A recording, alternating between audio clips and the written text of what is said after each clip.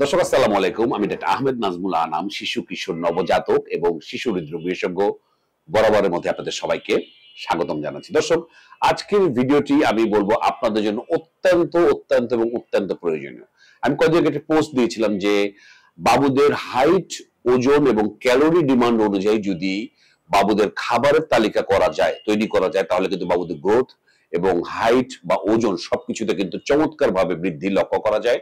এবং বাবুর সঠিক খাবার যদি আপনি আপনি সুচারুভাবে দিতে পারেন এবং আপনার ডাক্তার যদি একটা সঠিক খাদ্য তালিকা তৈরি করে দেয় এবং সেই অনুযায়ী যদি আপনি খাওয়াতে পারেন, তাহলে বাবুদের গ্রোথ বলতে আমরা যেটা বোঝাই হাইট এবং ওজন তার সর্বাঙ্গীন উন্নতি হতে পারে।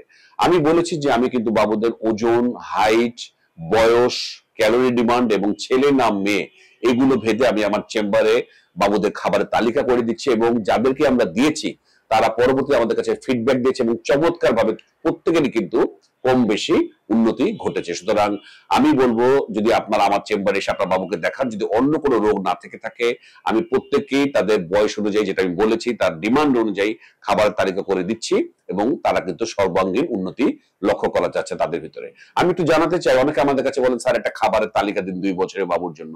আপনাকে বুঝতে হবে যে এক একজন বাবুর খাবারের তালিকা কিন্তু এক এক রকম। কম বেশি হয়তো গড় ওজন একই রকম হতে পারে, কিন্তু আপনার বাবুর ওজন যদি 10 কেজি হয়, আপনার বাবুর ডিমান্ড একরকম হবে, আরেকটা বাবুর ডিমান্ড কিন্তু আরেক রকম হবে। সুতরাং এই ব্যাপারে আপনার খেয়াল রাখতে হবে এবং আপনার ডাক্তার যাকে দেখাচ্ছেন প্রয়োজনে আপনারা আমার কাছেও আসতে পারেন, সঠিক খাবারের তালিকা আমরা তৈরি করে দেবো। তো আজকের ভিডিওতে আমি একটু জানাতে চাই যে বাবুদের ওজন কোন বয়সে কিরকম হয়, হাইট কতটুকু হতে পারে এবং আপনার এই হাইট বা গ্রোথের সাথে কি কি ধরনের জিনিসগুলো জড়িত। তো আমরা প্রথমে কয়েকটা জিনিস আপনাকে জানাতে চাই যে আমরা জানি যে প্রথম প্রথম মারা ওজন মাপেন এবং ওজন মেপে প্রথম প্রথম যখন দ্রুত ওজন বাড়ে তখন মারা খুব খুশি হন। আপনারা জানেন যে প্রথম 3 মাস পর্যন্ত প্রতি মাসে বাবুর ওজন 700 গ্রাম থেকে 1 কেজি বাড়ে। 3 মাস থেকে 6 মাসে যে 300 থেকে 400 গ্রাম বাড়ে। প্রতিবার মাপ যখন টিকা দান কেন্দ্রে যান, মারা খুব খুশি হন যে ওজন তো খুব সুন্দর ধাই ধাই করে বাড়ছে। পরবর্তী 2 থেকে 5 বছর আমরা দেখেছি আস্তে আস্তে ওজন বাড়ার প্রক্রিয়াটা কমে আসতে থাকে। সুতরাং এই ব্যাপারে আপনাকে খেয়াল রাখতে হবে। হাইটের ব্যাপারে আমরা বলবো প্রথম 1 বছর 25 সেন্টিমিটার বাড়ে, পরবর্তী বছরে যে সেই হাইটের ব্যাপারটা 12.5 সেন্টিমিটার বাড়ে, পরে প্রতি বছর 3 থেকে 5 সেন্টিমিটার বাড়তে থাকে যতক্ষণ পর্যন্ত পিউবার্টি বা আমাদের বয়ঃসন্ধি না আসে। সুতরাং এগুলো কিন্তু ফিক্সড। সুতরাং আপনার বাবুর যখন 2 বছরের পরে ওজন বা হাইটের বাড়ার প্রক্রিয়াটা একটু কমে আসবে, আপনি কিন্তু ভয় পেলে চলবে না। তো হাইটের ব্যাপারে যখন আসলে আমরা বলবো, হাইটের সাথে কিন্তু কিছু কিছু ব্যাপার জড়িত আছে। বাবুর পুষ্টি, জেনেটিক্স তো বটেই, বাবা মার হাইট কিরকম, তার আশেপাশে পরিবেশটা কেমন আছে, কোনো হরমোনের কোনো ডিস্টারবেন্স আছে কিনা, গ্রোথ হরমোন বা থাইরয়েড হরমোনের কোনো প্রবলেম আছে কিনা এবং তার অ্যাক্টিভিটিস, তার এক্সারসাইজ কিরকম হচ্ছে সেগুলো ব্যাপারে আমি বলেছি। গ্রোথ হরমোন ইনজেকশন দেওয়ার ব্যাপারে আমি বলেছি আমি এই ব্যাপারে আপনাদের সাহায্য করতে পারি। যে সমস্ত বাবুদের গ্রোথ হরমোনের ডিমান্ড আছে আর থাইরয়েড হরমোনের অবশ্যই প্রবলেম থাকবে, আমাদের ওষুধ দিতে হবে। সুতরাং এই ব্যাপারগুলো আপনাকে খেয়াল রাখতে হবে। অন্য বাবুদের সাথে মেলাতে যাবেন না, এটা আমাদের খুবই একটা বাজে প্রক্রিয়া যে পাশের বাড়ির বাবুটা গুল্লু গুল্লু, আমার বাবুটা এরকম। কোনো এক একজন বাবুর গ্রোথ পটেনশিয়াল একরকম।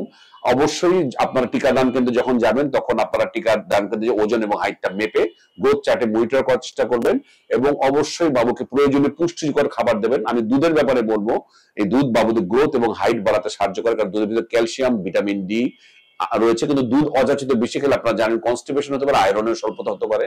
অনেকের দুধ খেলে প্রবলেম হয়। অনেক সময় মারা বলেন স্যার পুষ্টিকর খাবারটা খাবে কি, আমার বাবু দুধ খেলেই তো প্রবলেম হয়। তাহলে সেই সমস্ত মাদের আমরা বলবো একটু সয়া, ছোলা, মাশরুম এই ধরনের যদি আপনি দিতে পারেন তাহলে কিন্তু তাদের এই যে ক্যালোরি ডিমান্ড বা সেটা পূর্ণ হতে পারে।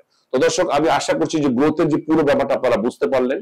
আপনার বাবু যদি কোনো প্রবলেম আপনি মনে করেন, বাইরে অযাচিত সাপ্লিমেন্ট খেয়ে কিন্তু কোনো লাভ হবে না।